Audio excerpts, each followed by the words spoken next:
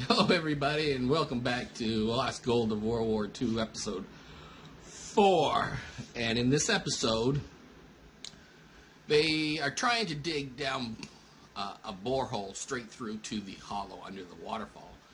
But they're having problems with the mud bringing up the bore core. And so they're trying to dig that. And finally, they have to bring up the back hauler, which helps them, pushes them, and gets them up. And then they'd start to drill. And next week they believe they found a hollow. Inside the mysterious cave, they found some bones. And the bones, they stopped digging because they think it might be human bones. But you can actually tell a human bone from an animal bone. And so they get a forensic scientist come and he inspects the bones. And he says they're pig and cow bones, probably at least 30 to 40 years old. And then John's like, oh, maybe they're from World War II. Japanese did destroy a lot of animals. They were starving by the time the Americans attacked. They were down to, like, I believe, one bowl of rice each per day. And Albert, the guy with Roger Rojas, actually, his father was a Japanese soldier, and he knew where the tunnel was, where Rojas was, and they dug. He actually went into the tunnel every day to get gold and silver coins to be able to buy food for the Japanese soldiers. They're digging in the pit, and they discover a metal square thing. It looked like from a canteen or a magazine. It winds up it's from a Japanese rifle from World War II, but my concern is there was no other parts around it. They sent it off to the guy from Pawn Stars, and he said that basically it was hard to get out. So it had to have been planted there, or the wood was burnt, the metal was just discarded. But there was other metals like the shank, the barrel, and other parts of the gun, the bolt, that were not there. It was just this part here. So they was like, all right, that proves that some Japanese soldier was here, but no, it doesn't. And then they go to see Charles McDougall. And Charles McDougall graduated, either got his master's degree or doctorate in the Philippines. So he knew Soriano when he was going to college, because I believe Soriano was the college dean at the time. And when Robert Curtis went to the hospital, McDougall came there and tried to get information on where the gold was and try to get maps from Robert Curtis. After Robert Curtis got to the hospital, they formed a business, Soriano, McDougall, Curtis, and one or two other people, to go to the Philippines and search for gold. And they searched Fort Santiago, which is in Intramuros, which is the Spanish part of the city. Fort Santiago was the last battle for Manila. Something like 1,500 Japanese people died, soldiers died, and they killed, I believe, almost all of the male prisoners, Filipino male prisoners in the dungeon. Fort Santiago is also the place of Jose Rizal. It's where he was imprisoned and executed during the Philippine Revolution against the Spanish. So it has a lot of history. McDougall went to the Philippines and dug in Fort Santiago in the dungeon.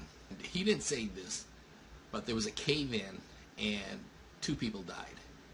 And he threw Robert Curtis under the bus and said Robert Curtis's fault that there was a cave-in. No, none of them had any safety concerns when they went in there. I heard that they were in the dungeon, they moved some stones or moved something, and a whole bunch of dirt just fell in, and just fell in like you would see like in an Indiana Jones movie where the dirt comes in. 2 or 3 people died. McDougall tried not to get the blame for it, so he threw the blame on Robert Curtis. Robert Curtis had to go testify to the Senate, Philippine Senate, on his dealings with Marcos, and to say he was serious that there was gold in the Philippines. And this embarrassed the Aquino administration, so she halted all explorations in the Philippines by the Philippine government. McDougall said he wanted to give most of the... Now, see, this is what I don't get. He told the Philippine government he would give up his entire share if it would all go to help the poverty in the Philippines. But now he's saying he's only going to give them 1% of gross, which means he's taking all of it. If they make $100 million, I'm just going to throw a number, $100 billion. $80 billion or $85 billion is going to the Philippine government, which leaves like $15 billion. It's going to cost them, like, say, $5-6 million just to cover their costs. So if they have $15 billion, $1% of that is $150 million. 150 million, that's all they're getting minus their 30-40, so they're getting 120 million. While McDougal with his maps are going to get 12 billion, 15 billion, something like that. So, in any other terms, he showed them some maps. Soriano gave them the maps. He said they came off Ferdinand Marcos's desk, and we all know they did not come off Ferdinand Marcos's desk. So he said he had 20 of them. He photocopied them. He has 25 maps. All accounts is Robert Curtis had control of the maps. Ben Valmores had control of the maps. Ferdinand Marcos never seen the maps. There is a big market in the Philippines right now on fake maps. I'm just trying to figure out if these maps were, how they were drawn and who drew them, because the fake maps, I don't know where the fake maps come from, who created them, or what they based the thing on. But he showed one map of Fort Bonifacio, which is across from Camp Crane, I believe. If it is, it's in EDSA. And if that's the case, this is where the Philippine Revolution took place, on EDSA. There is a tunnel from Fort Bonifacio, and it goes all the way to Fort Santiago. There are 30 miles of tunnels below the Philippines. So Robert Curtis said to check all these tunnels out, and I'm sure that all of them have been checked out. 30 miles of tunnels. That's a lot. No one's found. It's rumored that the Philippine government found 5 safes full of gold, and they split it with the CIA. They kicked McDougal out and continued to dig and found it. When I was there, it was like 6 months after the cave-in. They were still digging. Trust me, they still had backhoes there, excavators there, you name it. They were there. It was a full-scale dig when I was there. So he showed the maps. The maps were dated to the 1970s. So that would give me a lot of concern.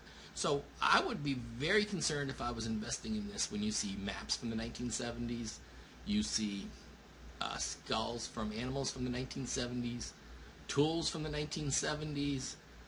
I would say someone's been in that cave and it might be picked in. But other than that, that was the whole highlight of this show. Very slow, very simple, and I'm just hoping this does not become another Oak Island where 10 years from now we'll still be talking about, and today we're going to be talking about the cult of gold in Japan, and then we're going to talk about the Club of Rome. And that's probably all next year. So, all right. So, I'm sorry. That was it. That's it. Okay. Bye bye. Oh, here's some pictures too. Thank you.